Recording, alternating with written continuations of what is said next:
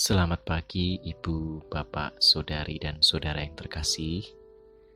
Selamat berjumpa kembali dalam Renungan Satu Hati, Sapaan Tuhan tiap pagi. Pada hari ini, Sabtu 15 Agustus 2020, kita bersama akan membaca serta merenungkan Sabda Tuhan dalam rangka mempersiapkan diri menyambut serta menerima sakramen perjamuan. Namun, sebelumnya, marilah terlebih dahulu kita bersatu dalam doa, memohon bimbingan dan tuntunan Tuhan dalam membaca serta merenungkan sabdanya. Mari kita bersama berdoa. Terima kasih Tuhan atas hari baru yang telah Engkau anugerahkan kepada kami.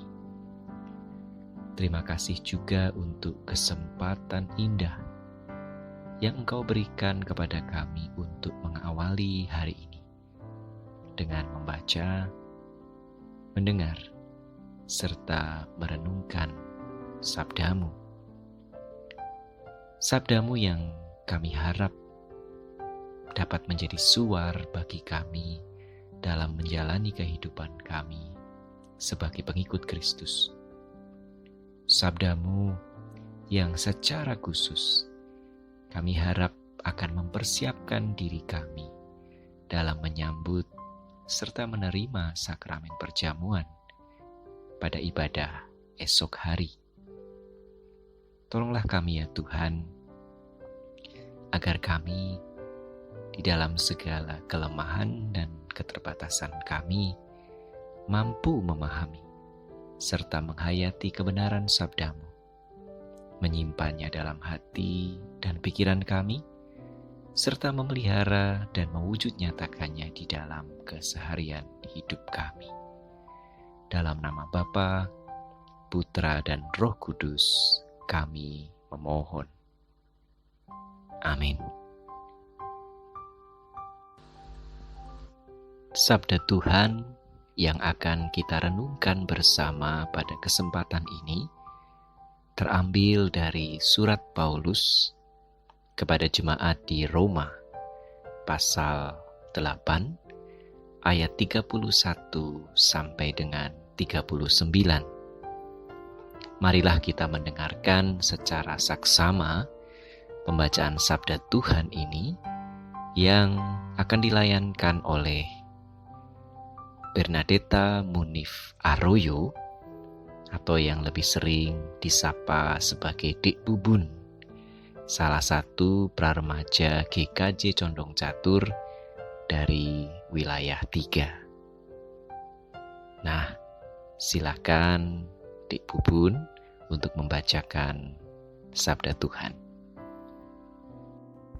Bacaan firman Tuhan pagi ini terambil dalam Roma 8 ayat 31 sampai 39 yang demikian. Sebab itu, apakah yang akan kita katakan tentang semuanya itu? Jika Allah di pihak kita, siapakah yang akan melawan kita? Ia yang tidak menyayangkan anaknya sendiri, tetapi yang menyerahkannya bagi kita semua. Bagaimanakah mungkin Ia tidak mengaruniakan segala sesuatu kepada kita bersama-sama dengan Dia? Siapakah yang akan menggugat orang-orang pilihan Allah? Allah yang membenarkan mereka. Siapakah yang akan menghukum mereka? Kristus Yesus yang telah mati, bahkan lebih lagi yang telah bangkit, yang juga duduk di sebelah kanan Allah, yang malah menjadi pembela bagi kita. Siapakah yang akan memisahkan kita dari kasih Kristus? Penindasan, atau kesesakan, atau penganiayaan, atau kelaparan, atau ketelanjangan, atau bahaya, atau pedang? Seperti ada tertulis, oleh karena engkau kami ada dalam bahaya maut sepanjang hari. Kami telah dianggap sebagai domba-domba sembelihan. Tetapi dalam semuanya itu kita lebih daripada orang-orang yang menang oleh Dia yang telah mengasihi kita. Sebab aku yakin bahwa baik maut maupun hidup, baik malaikat-malaikat maupun pemerintah-pemerintah, baik yang ada sekarang maupun yang akan datang, atau kuasa-kuasa, baik yang di atas maupun yang di bawah, ataupun sesuatu makhluk lain, tidak akan dapat memisahkan kita dari kasih Allah yang ada dalam Kristus Yesus Tuhan kita. Demikian firman Tuhan. Terima kasih banyak, Dek Bubun, sudah berkenan membacakan sabda Tuhan untuk kita semua. Nah, demikianlah sabda Tuhan untuk kita, Ibu, Bapak, Saudari dan Saudara sekalian. Berbahagialah setiap kita yang bersedia mendengar, memperhatikan, serta melakukan kebenaran sabda Tuhan tersebut dalam kehidupan sehari-hari. Haleluya. Ibu, Bapak, Saudari dan Saudara yang terkasih, pernahkah Anda mendengar atau mungkin menjumpai ungkapan spoiler alert? Lebih kurang artinya adalah awas beberan atau awas bocoran. Peringatan ini sering dijumpai pada awal tulisan-tulisan yang membahas suatu film atau buku yang isinya sedikit banyak akan membeberkan atau membocorkan jalan cerita dari film atau buku tersebut. Mengapa peringatan semacam itu perlu diberikan? Karena rupanya bagi banyak orang mengetahui beberan atau bocoran jalan cerita dari suatu film atau buku dapat menyebabkan berkurangnya kenikmatan dalam menonton film atau membaca buku tersebut. Beberan atau bocoran jalan cerita akan membuat film atau buku tersebut kehilangan unsur kejutan atau sisi dramatisnya.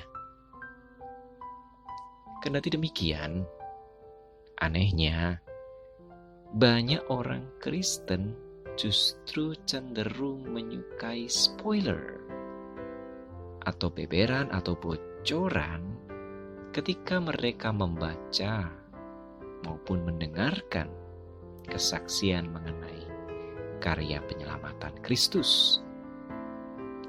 Salah satu contohnya dapat kita cermati dalam kecenderungan sebagian besar orang ketika membaca serta menghayati kesaksian Rasul Paulus dalam suratnya kepada jemaat di kota Roma, pasal 8 ayat 31 sampai 39 ini.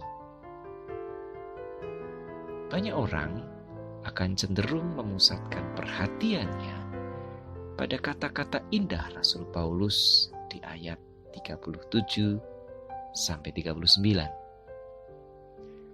Tetapi dalam semuanya itu, kita lebih daripada orang-orang yang menang oleh Dia yang telah mengasihi kita. Sebab aku yakin bahwa baik maut maupun hidup, baik malaikat-malaikat maupun pemerintah-pemerintah, baik yang ada sekarang maupun yang akan datang, atau kuasa-kuasa baik yang di atas maupun yang di bawah, ataupun sesuatu makhluk lain, tidak akan dapat memisahkan kita dari kasih Allah yang ada dalam Kristus Yesus Tuhan kita. Alhasil, banyak orang lantas mengabaikan bahwa satu ayat sebelumnya, yakni di ayat 36, Rasul Paulus justru berkata, oleh karena engkau, kami ada dalam bahaya maut sepanjang hari. Kami dianggap sebagai domba-domba sembelihan. Bapak, saudari dan saudara yang terkasih, di ayat 36 ini, Sesungguhnya Rasul Paulus mengutip Mazmur 44 ayat 23. Dan ungkapan tersebut sejatinya adalah bagian dari Mazmur yang diberi judul Jeritan Bangsa yang Tertindas. Dalam hal ini perlu dicatat bahwa sang juru Mazmur dan bangsanya mengalami ketertindasan bukan karena mereka melakukan pelanggaran. Sebaliknya, justru karena mereka taat kepada Allah. Oleh sebab itulah, sang juru Mazmur berseru kepada Allah, oleh karena Engkau. Ibu, bapak, saudari dan saudara yang dikasihi Kristus, diakui atau tidak, kita memang cenderung suka melompat dan memusatkan perhatian kita terutama pada kemenangan di dalam Kristus. Diakui atau tidak, kita pun cenderung suka mengabaikan bahwa Rasul Paulus juga senantiasa menekankan arti penting menderita bersama dan bagi Kristus. Kita cenderung melupakan bahwa misalnya di dalam Roma pasal 6 ayat 5, Rasul Paulus dengan tegas menyatakan, sebab jika kita telah menjadi satu dengan apa yang sama dengan kematiannya, kita juga akan menjadi satu dengan apa yang sama dengan kebangkitannya. Dengan kata lain, jika karya penyelamatan Kristus itu boleh diibaratkan bagaikan suatu film atau buku, maka kita memang cenderung hanya tertarik pada bagian akhirnya yang membahagiakan, yang happy ending itu. Kita seolah ingin melewatkan atau melompati begitu saja bagian-bagian ketegangan, bagian-bagian dramatis, bahkan bagian-bagian yang tragis yang terjadi sebelumnya. Yang penting akhirnya membahagiakan. Yang penting ada kemenangan di dalam Kristus. Yang penting happy ending. Nah, di tengah kecenderungan semacam itu, kita perlu sejenak mencamkan betul kata-kata seorang Martin Luther King Jr.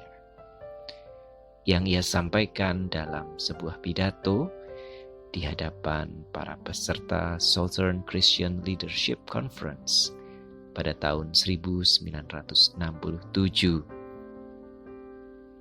Mendiang pendeta sekaligus pemimpin gerakan hak sipil itu menyatakan demikian. Tidak akan ada kebangkitan tanpa penyaliban. Tiada kemerdekaan tanpa penderitaan.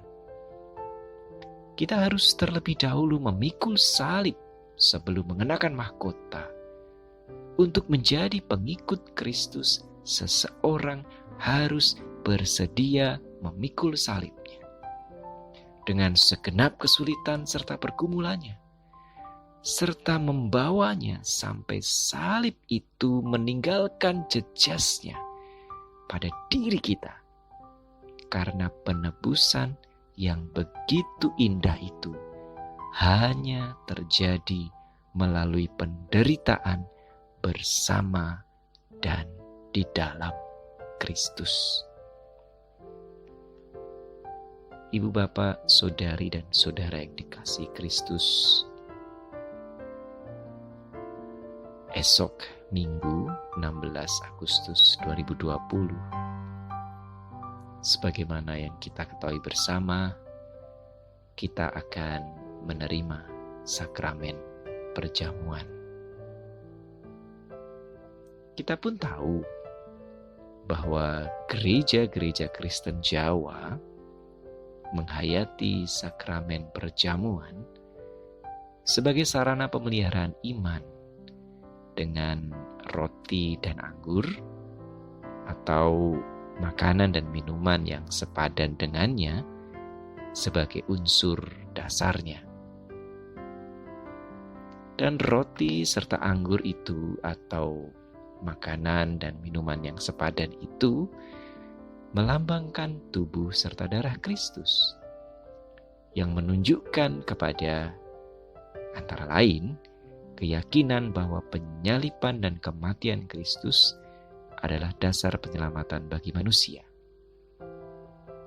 Nah, pada kesempatan ini, dalam rangka mempersiapkan diri menyambut serta menerima sakramen perjamuan,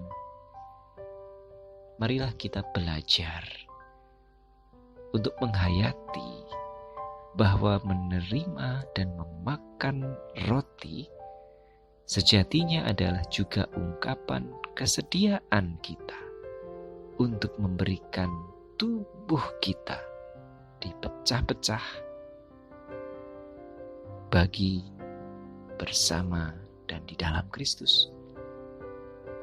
Demikian juga menerima serta meminum anggur adalah juga ungkapan kesediaan kita untuk memberikan darah kita dicurahkan bagi, bersama, dan di dalam Kristus. Dengan kata lain, marilah kita belajar untuk menghayati bahwa menerima sakramen perjamuan adalah ungkapan kesediaan untuk memikul salib sebagai pengikut Kristus. Karena sebagaimana yang ditegaskan oleh Martin Luther King Jr., tidak akan ada kebangkitan tanpa penyaliban.